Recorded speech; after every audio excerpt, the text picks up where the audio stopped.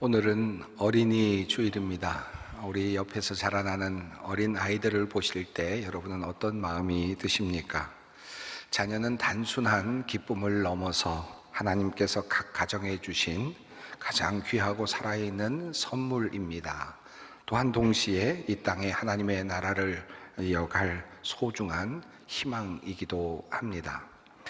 여러분에게 자녀들은 어떤 존재입니까? 사랑스럽고 또 위로가 되고 기쁨이 되는 존재이겠죠.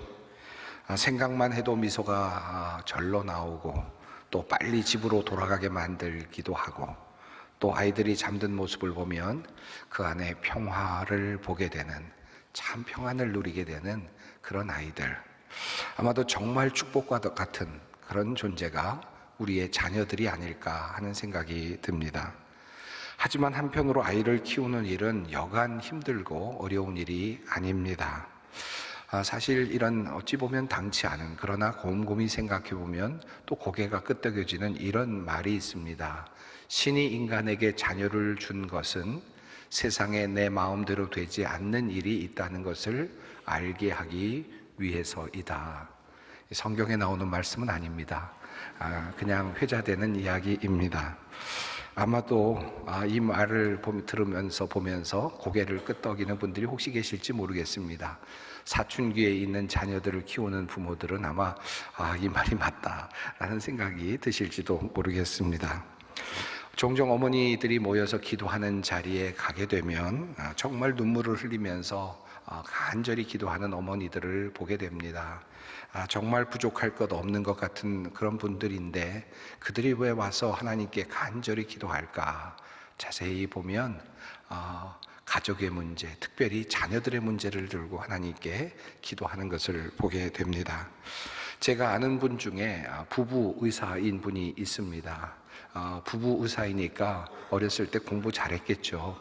좋은 대학을 나오셨고요. 또 잘 의사로 또 이렇게 활동도 하셔서 한 분은 큰 병원의 원장으로 계시고 또 한 분은 자그마한 병원에서 또 병원을 이렇게 또 운영하시는 그런 가족이었습니다. 그런데 그분이 언젠가 저에게 하신 말씀이 있었습니다. 매우 오래전의 이야기인데 어린아이들이 이제 자라나고 아이들이 점점 커가고 있을 때 얘기입니다. 아이가 어느 날 학교에서 성적표를 받아왔는데 성적표를 보면서 그만 아빠, 엄마가 모두 그만 눈물을 흘렸다는 겁니다. 자신의 생애에서 한 번도 보지 못했던 성적이 성적표에 적혀 있었기 때문입니다. 그래서 그만 아이에게는 그냥 잘했다 이야기도 하고 이런저런 이야기를 하고 그리고 또 돌려보냈지만 그 부부가 그날 밤에 침상에서 서로 부둥켜 안고 정말 엉엉 울었다라고 하는 그런 이야기를 전해 들었습니다. 이런 학업이나 또는 직업과 같은 것들, 또 진학과 같은 것들은 그저 양호한 수준의 문제일 수도 있습니다.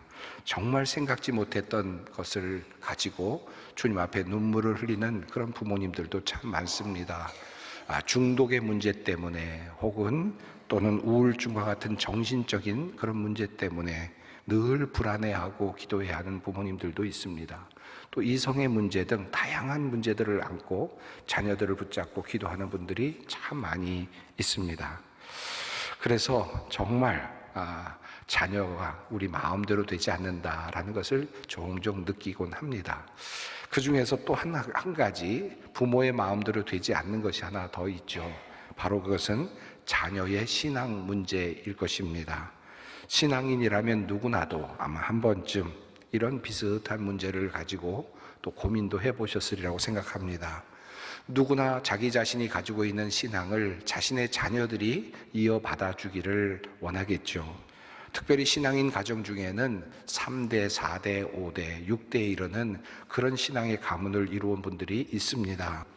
오늘 우리는 어린이 주일을 보내고 있습니다. 오늘 이 주일을 보내면서 바로 이 주제, 부모의 자녀 교육 문제 중에서 특별히 신앙 교육의 문제와 관련해서 함께 말씀을 통해서 또 하나님의 음성을 듣기를 원합니다.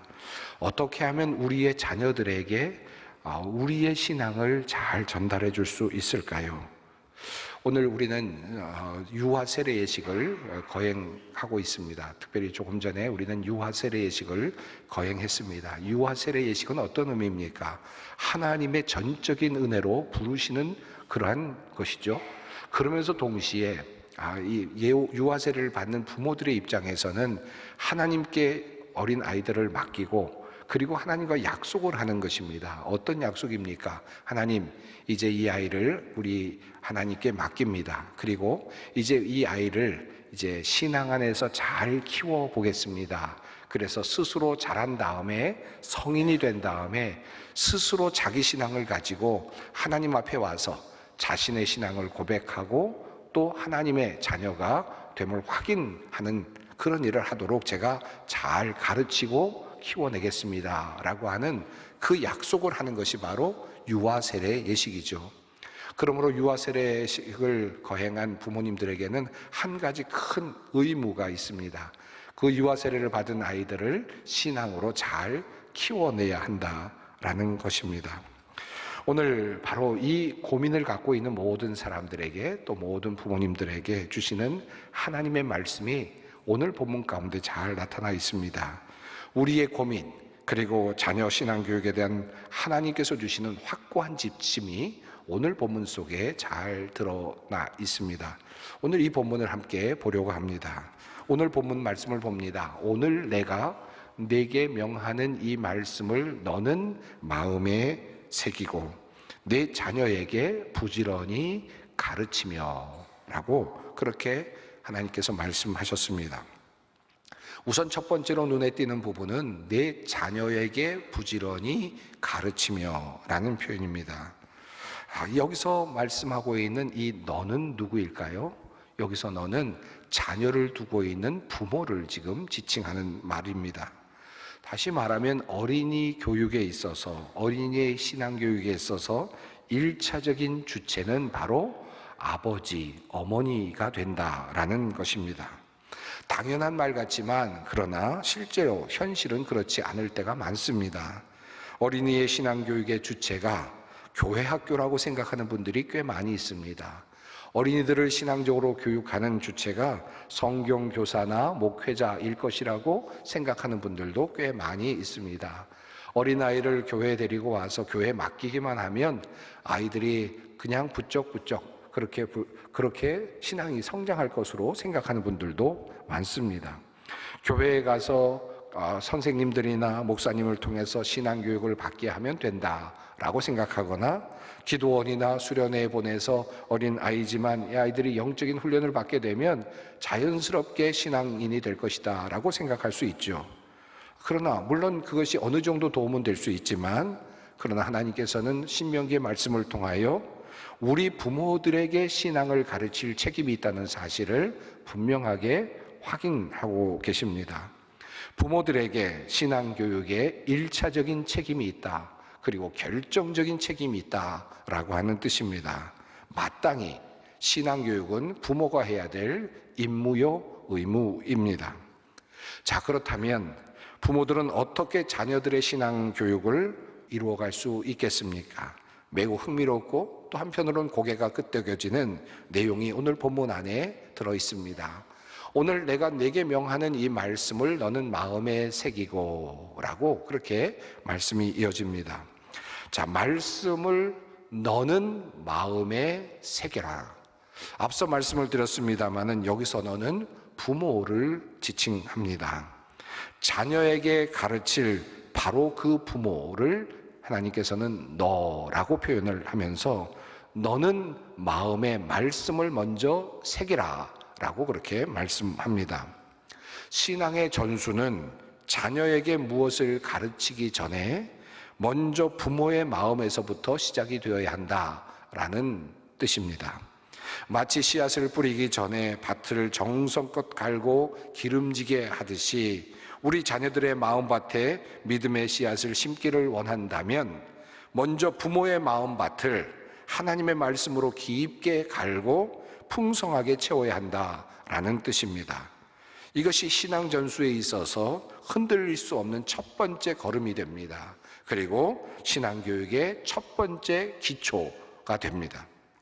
오늘 본문 말씀에 나오는 마음에 새긴다라고 하는 말씀은 성경 지식을 마음에 저장한다라고 하는 그런 뜻을 넘어서는 아주 큰 의미가 담겨 있는 말씀입니다.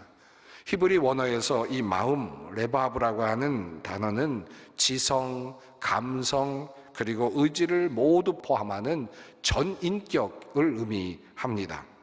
즉 하나님의 말씀이 우리의 생각과 가치관이 되도록 하라라는 말씀이고, 또 하나님의 말씀이 모든 세상의 일들을 또 진단하고 해석하는 렌즈가 되게 하라는 말씀이고, 모든 선택의 기준이 되도록 하라는 뜻입니다.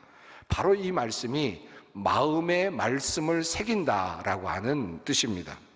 즉 하나님의 말씀이 내 안에서 살아 운동하며 나 자신을 먼저 변화시키고 그리고 내 삶을 이끌어가는 능력이 되게 하는 것입니다. 그때 비로소 우리는 자녀들에게 흘려보낼 만한 진정한 말씀, 생명수를 품게 되는 것입니다. 우리의 마음이 이렇게 하나님의 말씀과 은혜로 가득 찬 깊은 샘물과 같이 될 때 어떤 일이 일어날 것 같습니까? 그 샘에서 자연스럽게 생명수가 흘러내리죠. 그리고 자녀들이 그 메마른 영혼이 그 생명수로 촉촉히 적셔지게 될 것입니다. 억지로 쥐어짜서 내어주는 어떤 지식이 아닙니다. 내 안에서 충만하게 임하시는 성령님의 능력과 그 말씀의 은혜가 자연스럽게 자녀들에게, 가족들에게 흘러가는 것입니다. 아이들은 부모님 안에 있는 평안과 기쁨과 그 소망의 근원이 어디에서 나오는지 궁금해할 것입니다. 그리고 그 생명수에 자연스럽게 이끌리게 될 것입니다. 이것이야말로 가장 강력하고 아름다운 신앙 전수의 통로입니다. 부모가 말씀을 마음에 새기고 자신의 삶을 바꾸는 것이야말로 가장 먼저 해야 될 신앙교육의 첫 번째 단계라는 말씀입니다. 우리 자녀들은 부모가 입으로 하나님 사랑을 말하면서 실제로는 세상을 더 사랑하는 것을 자세히 관찰하고 있습니다. 용서하라라고 가르치면서 정작 자신은 다른 사람들을 미워하고 있는 모습을 우리 아이들은 자세히 보고 있습니다. 정직하라라고 말하면서 거짓말을 스스럼 없이 하는 그런 모습을 우리의 자녀들은 예리하게 지켜보고 있습니다.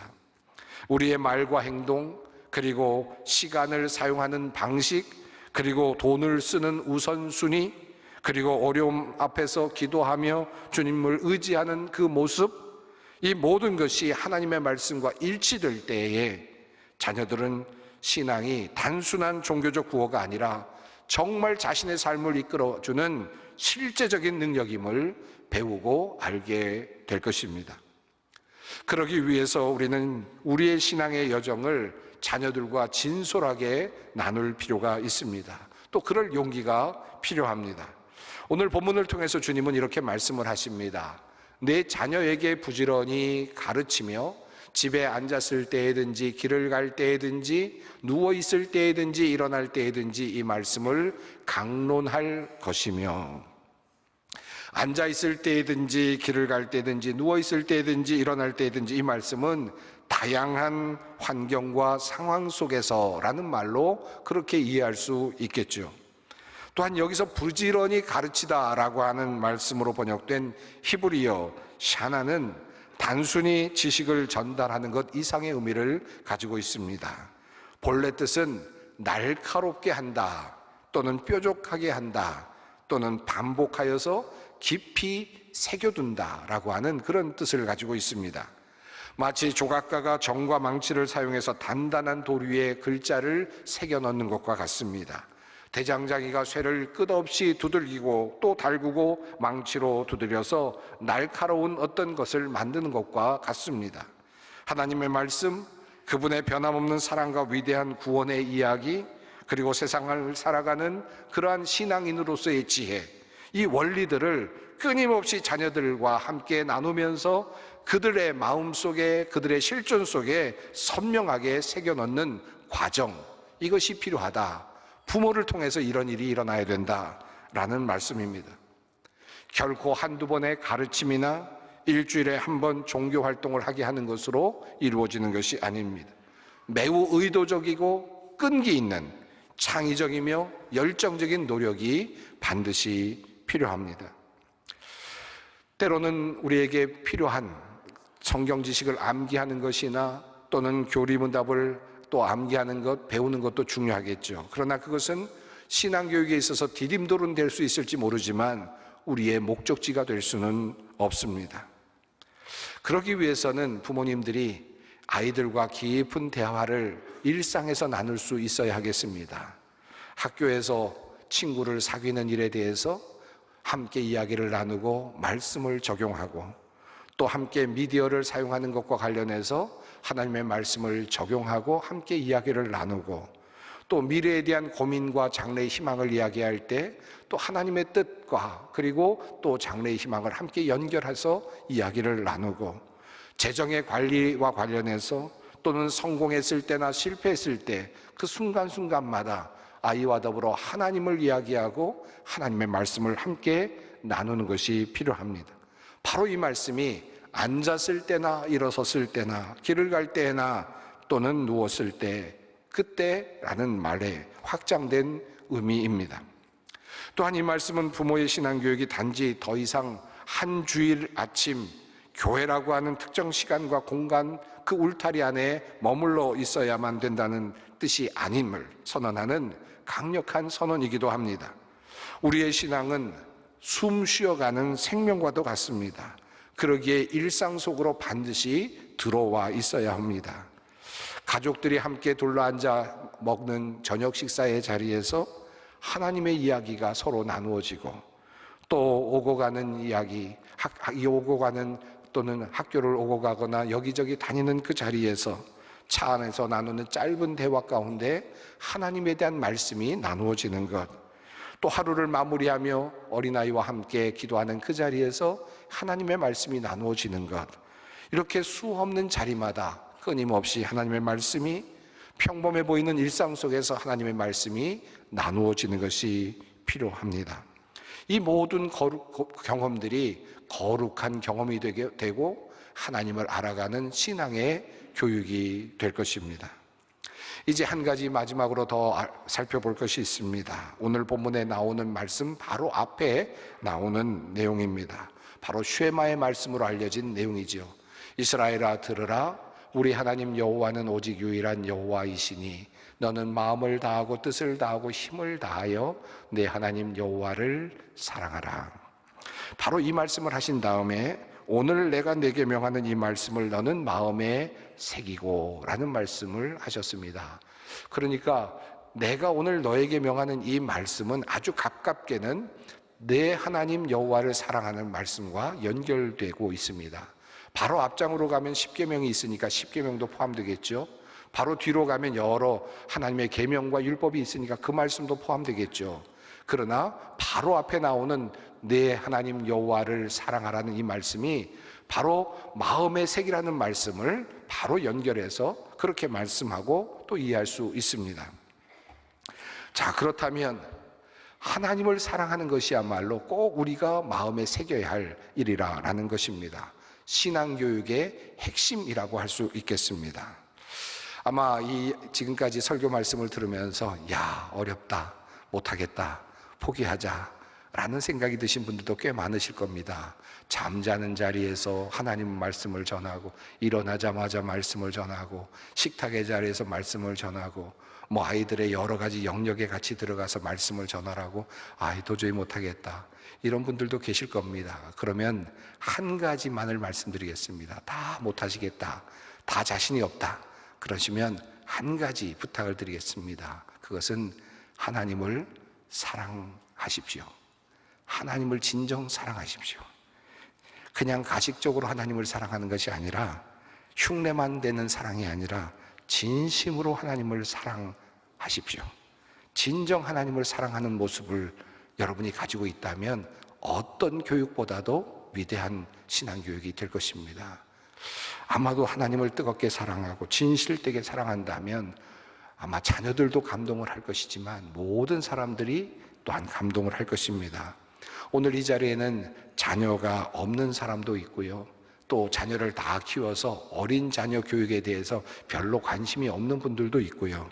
또 이미 아직 결정을 이루지 않고 또는 혹시 홀로 사는 것을 또 결정하고 싱글 라이프를 사는 분들도 아마 있을 겁니다. 그런 분들에게는 자녀를 키운다라는 말이 그다지 의미로 다가오지 않을 수도 있겠죠. 그러나 한 가지는 분명합니다. 하나님을 사랑하십시오 라는 말씀은 모두에게 다 해당되는 말씀입니다. 여러분이 하나님을 사랑하면 모든 사람들이 그 하나님을 사랑하는 모습 속에서 하나님의 모습을 볼 것입니다. 그 하나님의 지혜, 하나님의 계명을 보게 될 것입니다.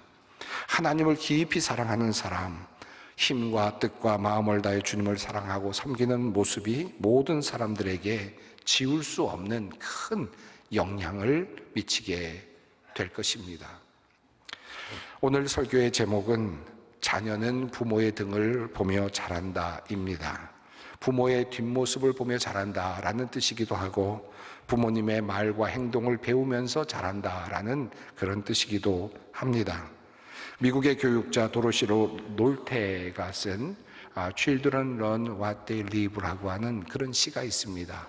이 시의 내용이 참 마음에 와닿아서 여러분께 한번 함께 올려드립니다. 함께 한번 읽어보았으면 좋겠습니다. 만일 아이가 비난 속에서 살면 비난하는 법을 배웁니다. 만일 아이가 적대감 속에 살면 싸우는 법을 배웁니다. 만일 아이가 조롱 속에 살면 수줍어하는 법을 배웁니다. 만일 아이가 수치심 속에 살면 죄책감을 배웁니다. 만일 아이가 관용 속에 살면 인내하는 법을 배웁니다. 만일 아이가 격려 속에 살면 자신감을 배웁니다. 만일 아이가 칭찬 속에 살면 감사하는 법을 배웁니다. 만일 아이가 공정한 속에 살면 정의를 배웁니다. 만일 아이가 안정 속에 살면 믿음을 배웁니다. 만일 아이가 인정 속에 살면 자신을 좋아하는 법을 배웁니다. 만일 아이가 수용과 우정 속에 살면 세상에서 사랑 찾는 법을 배웁니다. 이 시처럼 아이들은 가정에서 부모님들의 말과 행동, 삶을 통해서 인생 전체를 배웁니다. 그리고 하나님을 향한 신앙도 배우게 됩니다. 사실 이 길은 결코 쉽지 않을 것입니다. 때로는 지치고 때로는 부모이기에 인간이기에 실수도 하고 어떻게 해야 할지 막막할 수도 있습니다. 세상의 가치관은 거칠고 우리의 힘만으로는 부족함을 느낄 수도 있습니다. 그러나 참된 지혜가 되시는 하나님께서 우리를 지켜주시고 보호해 주실 것이며 또 부모된 우리들의 기도를 들어주실 것입니다. 완전한 부모가 되기보다는 날마다 하나님께 은혜를 간구하며 또 들은 말씀을 삶으로 실천하며 하나라도 꾸준히 또 이루어 가려고 애쓰는, 그래서 그 중심에 하나님을 향한 사랑이 있는 그런 성도님들이 되시기를 바랍니다. 이 순종을 통해서 우리의 자녀들은 무럭무럭 신앙이 성장하게 될 것이고 나 자신도 하나님 안에서 구원을 이루어가게 될 것입니다.